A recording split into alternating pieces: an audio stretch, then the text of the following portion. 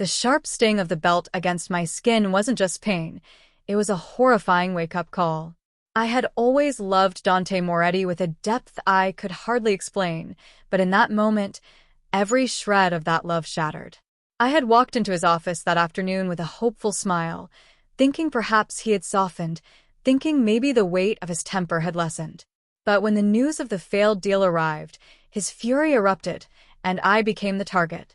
"Stop crying," he shouted, the belt slashing through the air. I flinched instinctively. Each strike seared not only my body, but my very heart. I realized then that the man I loved, the man I had trusted, was gone, replaced by someone cruel and untethered. I fell to the floor, gasping, tears blinding me.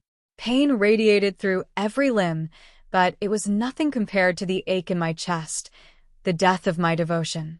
I closed my eyes, wishing, praying, for an escape from the horror of what had become of us. Somewhere deep inside, a part of me died. My love, my hope, my trust, all gone. But buried beneath the ashes of that despair, another feeling began to rise: survival. I would not allow myself to be consumed entirely. Not by him. Not by fear. After the attack, I left his penthouse in a daze, stumbling into the night, unsure where to go or what to do. Each step felt heavy, but I knew I couldn't return. Not now, not ever. I had to survive. Days later, I noticed it. The subtle shift, the lingering presence I couldn't explain. The feeling of being watched, observed, followed. My heart pounded whenever I caught sight of a stranger lingering too long across the street or a car parked just a little too close. Paranoia? Perhaps. But I trusted my instincts. And then I saw him. The man who had been there all along, quietly observing, careful not to be noticed. His eyes met mine briefly before he vanished into the crowd. My first instinct was panic. Who was he? Why was he following me? That night, I sat by my window, heart racing, a cold realization dawning. Dante hadn't just hurt me in a moment of rage. He wanted control. To contain me. And this man, this stranger, was the key to understanding just how far Dante would go. I didn't know if I could trust him. But one thing was certain: I would not go back to being helpless. Not now. Not ever. Something inside me had shifted. The little Elowen who loved blindly, who bent to his will, was gone. In her place stood a survivor. A woman who would fight, who would reclaim her life, and who would uncover the truth, even if it meant confronting those who once held her captive. And so I waited, watching, listening, calculating. The first step to reclaiming my life was understanding who was truly watching, and why. The feeling of being watched didn't leave me, no matter how hard I tried to shake it. I caught glimpses of him sometimes, a shadow at the corner of my vision, a figure standing too still on the street, a stranger whose gaze lingered just a little too long. My pulse would spike, and I'd remind myself to stay calm, but calm was a luxury I no longer possessed. It was on a rainy afternoon that I finally confronted the truth. I had ducked into a quiet cafe to escape the drizzle, hoping for anonymity, for a moment of normalcy. And there he was, across the room, sitting at a corner table, casually sipping coffee, his eyes fixed on me. I froze. My instincts screamed to leave, to run, but something in his gaze stopped me. There was no malice there, no anger, no judgment, only watchfulness. Careful, deliberate, and undeniably attentive. "Who are you?" I demanded, my voice trembling despite my best effort to remain steady. He looked up, startled, then raised his hands in a gesture of surrender. "I'm not here to hurt you," he said quietly. "I'm Kaelen Reed." I narrowed my eyes. "Kaelen, why are you following me?" He swallowed, his jaw tightening. "I was hired to watch over you." My heart skipped a beat. "Hired by who?" "You know him," he said softly. "Dante Moretti." I felt the blood drain from my face. Dante. That name, once filled with longing, now filled me with a shiver of fear and anger. Why? Why would he? My voice caught. Why would he hire someone to watch me? Kaelen leaned forward, his gaze steady. To contain you. To control you. He doesn't want you free, alone. He wants you obedient, predictable. I shivered at the words, the implication chilling me to my core. I had survived his belt, his temper, his fury, but control had a different shape now, subtler and more insidious. And I had walked right into it. Then why aren't you just working for him? I asked, my voice low, suspicious. Why are you here, talking to me like this? Kaelen's eyes softened, and I noticed something else there, something I hadn't expected. Because from the moment I saw you, I couldn't watch you suffer. Not like that. I took the job to protect you, not to trap you. A part of me wanted to disbelieve him. How could a stranger, a man I had never met, claim such loyalty?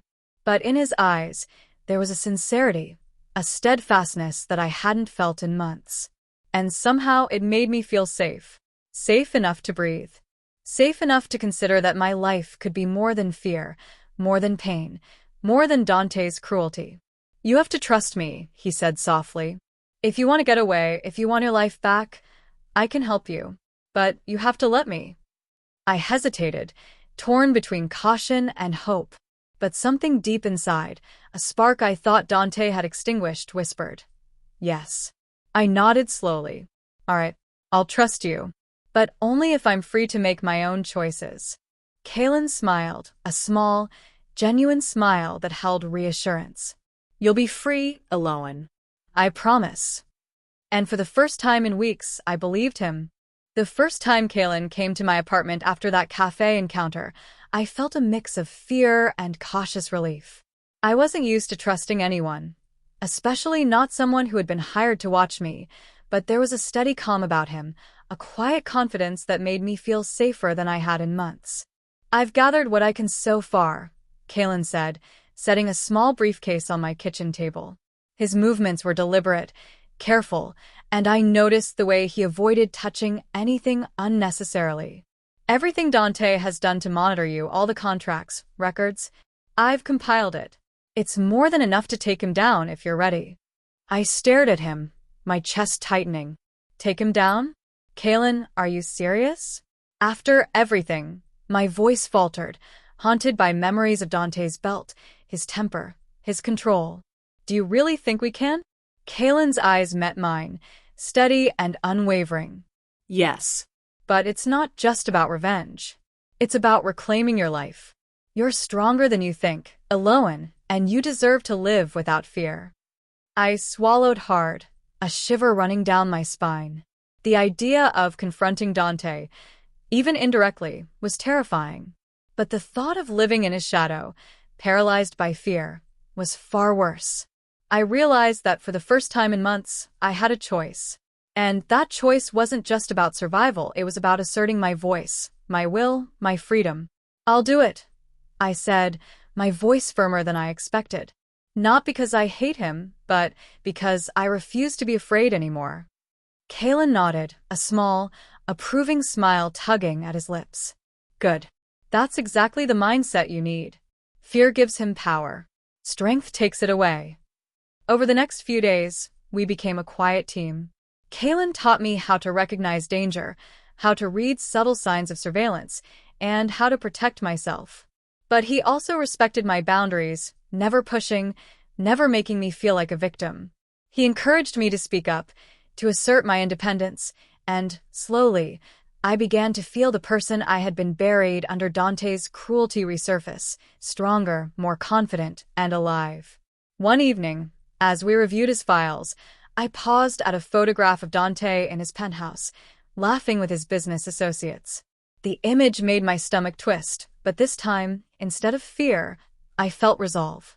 I used to love him, I whispered, almost to myself. I can't anymore.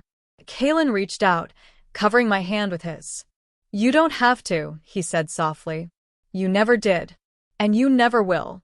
You belong to yourself now, Elowen. And I'm here to make sure you stay that way. The warmth in his touch, the sincerity in his voice, and the unwavering loyalty in his eyes filled me with a strange hope. He wasn't just a protector, he was an ally, a partner, someone who believed in me when I was struggling to believe in myself. And for the first time in months, I allowed myself to imagine a life free from Dante, a life where I could not only survive but thrive. With Kaelen by my side, I realized that reclaiming my life wasn't just possible, it was inevitable. The day of the confrontation arrived with a tension that made my chest feel tight. For months, Dante had controlled my life with fear, anger, and cruelty. Every step I had taken since that night with the belt had been about reclaiming my power, and now it was time to act. I wasn't just reclaiming my life. I was taking back the dignity he had stolen. Kaelen and I sat in his car, parked across the street from Dante's penthouse, reviewing the plan one last time. "Are you sure you're ready?" he asked, his hand brushing against mine for reassurance. I nodded, my grip firm on the steering wheel of my own resolve. "I'm ready. I've survived him before. This time, I won't just survive, I'll win." Kaelen's gaze softened, a hint of pride shining through. "Good. Remember, this isn't about revenge. It's about justice and freedom. And you're stronger than he ever imagined." We moved quickly once inside the building. Every step felt surreal, the familiar hallways and elevator now acting as the stage for my liberation. Dante's presence loomed in my mind, the memory of his temper, the flash of the belt. But I focused on the present. I focused on Kaelen, on the files we had gathered, and on the justice I intended to claim. When we reached his office, Dante didn't notice us immediately. He was reviewing documents, arrogant and unconcerned, confident that his power over me remained intact. That arrogance would be his downfall. "Dante," I said clearly, my voice steady and controlled. He looked up, surprised to see me standing there, a woman transformed. "I think it's time we talked." His eyes narrowed, a flicker of anger crossing his face. "Elowen, what are you doing here?" "I'm here to end this," I said, holding Kaelen's gaze briefly. He stepped forward, placing the files on Dante's desk. "Everything you've done, every attempt to control her, documented. The authorities have a full record now. It's over, Dante." Dante's jaw tightened, fury flashing in his eyes, but he realized, too late, that his control had ended. He tried to speak, tried to threaten, but the power he had wielded for months crumbled under the weight of truth and evidence. I took a deep breath, feeling the adrenaline and fear transform into clarity and empowerment. "You hurt me, you tried to trap me, and you almost broke me," I said, my voice steady. "But I'm done being afraid. This is your reckoning, Dante. You no longer have power over me or anyone else." Kaelen stood beside me, silent but resolute, his presence a shield of strength and protection. For the first time, Dante saw me not as a fragile, controlled woman, but as someone who had survived, who had learned, and who had risen stronger. When the authorities arrived later, with the files Kaelen had compiled, I felt a weight lift from my chest. Dante was arrested, his empire of fear collapsing around him. And I felt a thrill of liberation, a triumph of survival. For the first time, I could finally breathe. The day after Dante's arrest, the city felt quieter, calmer, but inside me, my mind raced. Months of fear, anger, and uncertainty had left scars, both visible and hidden, and now that the threat was gone, I realized how much I needed to process. Kaelen was there, as always, a steady presence beside me. I couldn't help but notice how different it felt to have someone who watched over me, not to control me, but to protect me. Someone who had risked his own safety, his career, even his conscience, to ensure I survived. "Kaelen," I said softly, as we sat together in his apartment, rain tapping gently against the windows. "I need to ask why. Why did you do all of this for me?" He hesitated, a flicker of vulnerability passing over his usually composed face. "Because the moment I saw you through my lens, I knew I couldn't just stand by and watch you suffer. Not like that." I held up a hand, silencing him, though my heart raced with anticipation. You cared?" He nodded slowly, eyes meeting mine with a depth I hadn't expected. "I didn't just care. I love you, Elowen. And I couldn't let him hurt you anymore. I blinked, overwhelmed by the intensity of his confession. All the fear, the months of watching my every step, the knowledge that someone had been close yet distant, it suddenly made sense. Every calculated move, every moment of silent protection was born from something deeper than duty. It was love. Tears pricked at the corners of my eyes, and I looked away for a moment, trying to process it. Kaelen, my voice faltered. I don't know what to say. Everything is happening so fast. I've spent so long alone, so long afraid. He reached for my hand, warm and steady. You don't have to say anything. You just have to know that I'm here. Always. Not because I was hired to watch you, but because I chose to. Because I want to protect you, support you, and be with you. A strange mix of relief, hope, and longing welled inside me. For months, I had been trapped, controlled by Dante's fear and fury. But with Kaelen, I wasn't trapped. I was safe. I was seen. I was valued. I never thought that the person who was watching me could be the one I'd trust most, I whispered, squeezing his hand. Kaelen smiled, that small, genuine smile that had become a balm to my soul. And I never thought I'd get the chance to show you what real care looks like. But here we are. And now, we can start over, together. I felt a warmth spread through me, a sense of peace I hadn't known in months. For the first time since that night with Dante's belt, I felt truly alive. And I realized something profound. Sometimes, the person who watches from the shadows is the very one who brings you into the light. And in Kaelen's arms, I finally felt safe enough to believe in love again. The weeks that followed Dante's arrest were strange and wonderful, a whirlwind of quiet mornings, slow afternoons, and nights that no longer carried fear. For the first time in months, I felt like I could breathe without checking over my shoulder, like I could exist without constant tension coiling in my chest. Kaelen stayed close, but never overbearing. He gave me space when I needed it, and yet his presence was a constant reassurance. Slowly, I began to feel life seep back into my bones, the kind of life I had thought was gone forever. One morning, we took a long walk along the river. The water shimmered in the sunlight, reflecting a world that seemed calmer, more vibrant than the one I had left behind. I paused, taking it all in. It's strange, I said softly, how much I forgot what normal feels like, what peace feels like. Kaelen glanced at me, his expression tender. You've been through a storm, Elowen. It's going to take time to adjust. Healing isn't instant, but you're already stronger than you realize. You survived him. You survived everything Dante tried to do to control you. You'll survive this, too. His words resonated deeply. I realized I had been so focused on surviving that I hadn't allowed myself to thrive. Now, the idea of living fully, not just enduring, felt possible. Back at his apartment, I began to reclaim pieces of myself I had lost. I painted again, letting colors spill across the canvas in wild, joyful strokes. I read books I had abandoned, drank coffee slowly instead of in nervous gulps, and laughed freely without worrying about the consequences. Kaelen would watch quietly from across the room, sometimes joining in my laughter, sometimes just sitting with me in silence. His presence felt like an anchor, a reminder that I was safe, that love could exist without fear, and that the world wasn't a place I had to navigate alone. One evening, as we watched the sunset together, I realized how far I had come. Kaelen, I feel alive again, I said, my voice shaking slightly with emotion. I didn't think I'd ever feel this way after him. I didn't think I could trust again or love again. He took my hand, his grip gentle but firm. You can. You are. And you will.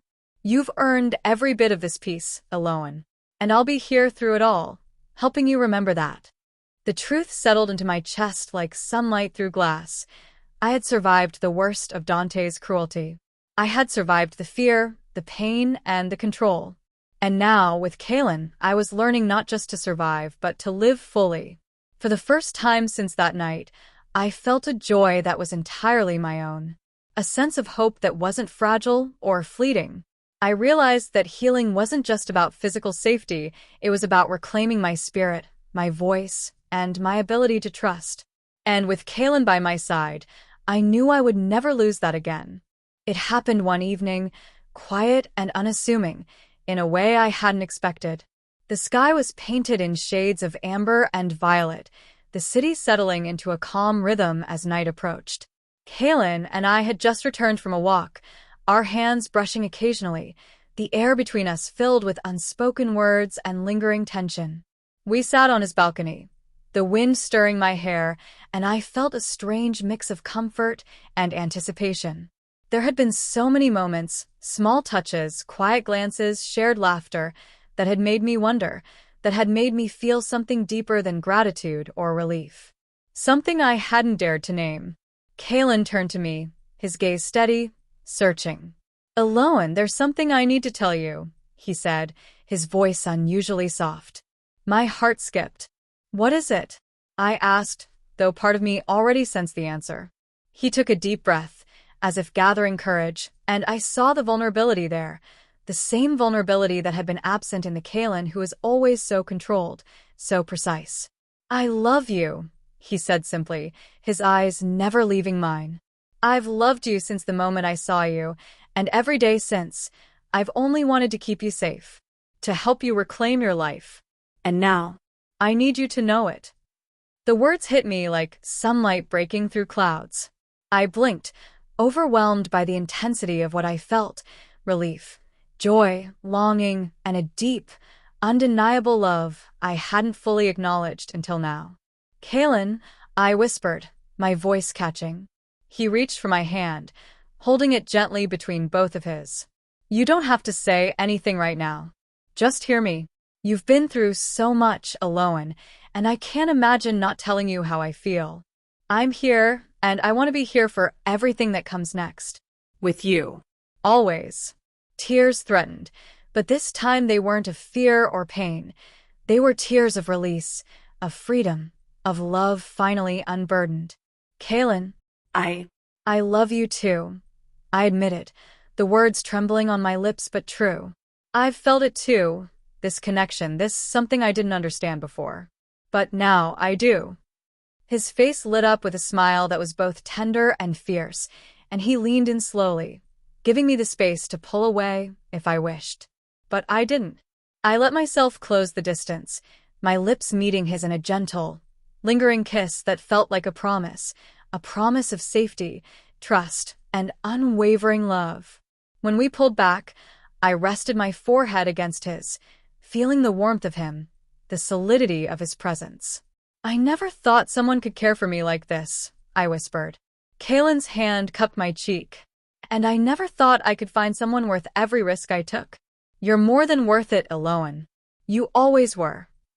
The world felt still around us, the city lights twinkling in the distance, as if holding its breath for us. In that moment, I realized something extraordinary. After all the fear, the pain, and the betrayal, love had returned.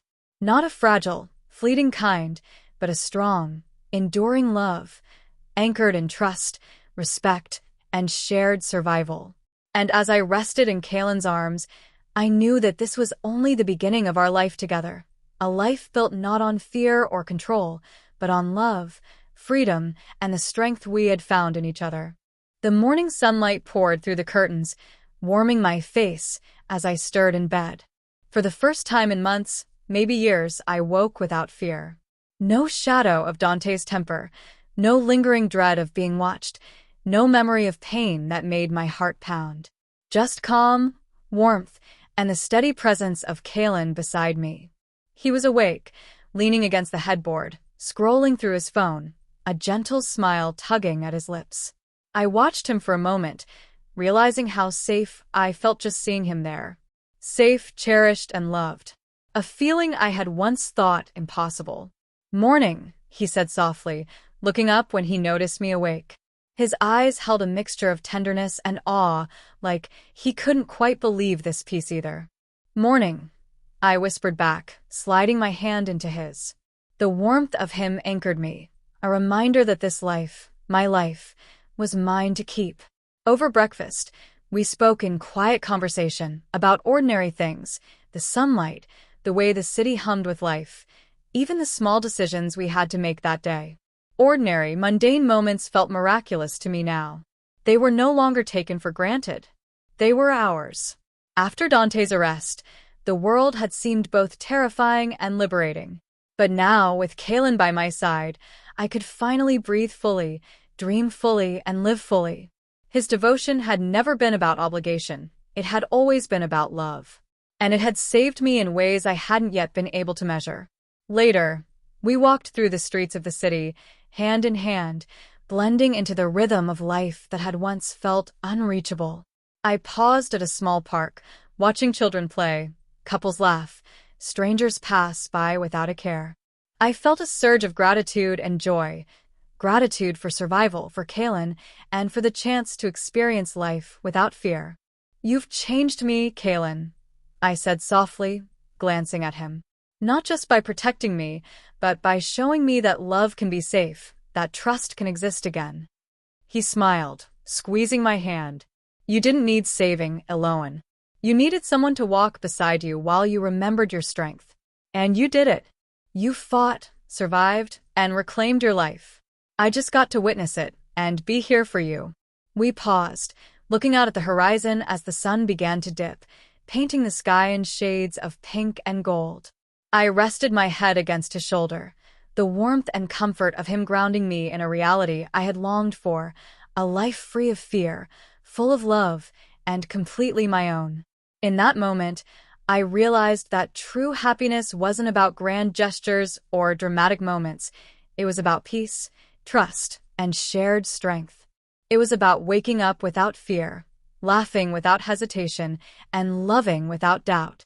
Kaelen kissed my forehead gently, and I smiled, feeling the weight of the past finally lift. The scars of fear and betrayal remained, but they were reminders of how far I had come. I had survived. I had fought. And I had found love, safety, and joy beyond what I had ever imagined. With Kaelen by my side, I knew one thing clearly. This life, reclaimed and fiercely cherished, was mine. And I would never let it go.